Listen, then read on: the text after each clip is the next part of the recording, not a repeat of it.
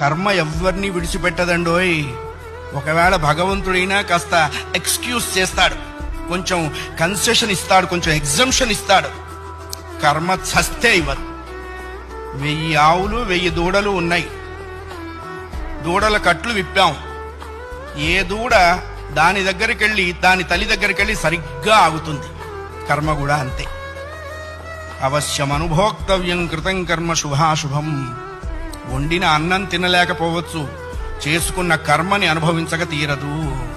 చాలా మంది కొన్ని అనవసర మాటలు మాట్లాడుతుంటారు.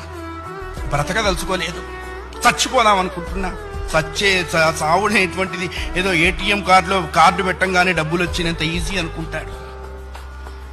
నువ్వు అనుకోంగానే చచ్చిపోతే నువ్వు చేసిన కర్మ అంతా ఎవడు అనుభవిస్తాడు?